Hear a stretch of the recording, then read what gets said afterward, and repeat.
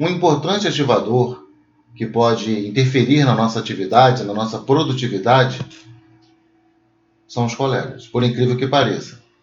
Mas como assim? Como isso pode acontecer? Por exemplo, um estudo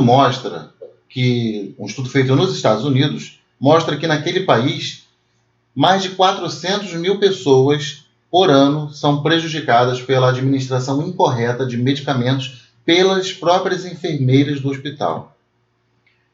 Essa má administração envolve naturalmente várias mortes e um custo elevadíssimo, tanto na recuperação desses pacientes quanto em processos, algo em torno de 3,5 bilhões de dólares todos os anos.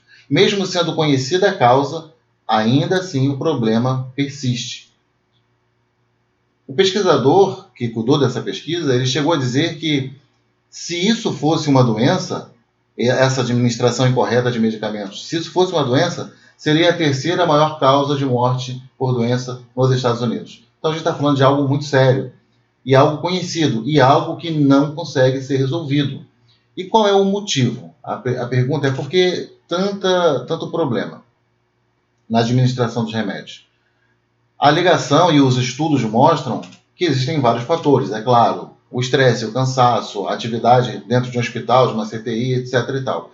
Mas grande parte deste problema reside no fato de que as enfermeiras e os enfermeiros que estão administrando o remédio nesse momento crucial são interrompidos várias vezes por conversas de colegas, conversas bobas, conversas sérias, perguntas legítimas, seja lá o que for. Ao serem interrompidos, eles se desconcentram e com tanta coisa na cabeça, tanto medicamento, acabam cometendo o erro. Então isso mostra como é que os colegas de trabalho podem gerar um grande problema de desconcentração no trabalho, impactando de forma importante no resultado. A mesma coisa acontece com os pilotos.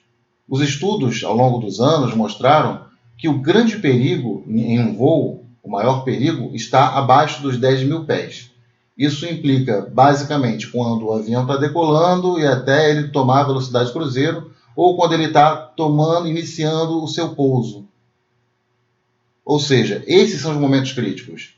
E nesse momento, os piloto, copiloto, equipe de cabine, não pode ser interrompida de forma nenhuma, a não ser que seja uma grande emergência. Eles não devem falar nem entre eles, a não ser ali para operar os instrumentos, e muito menos ainda com o restante da tripulação. Então, isso mostra como que os colegas podem ser um fator de falta de produtividade, ou seja, pode ser um ativador que desperta a improdutividade ou a falha no nosso trabalho.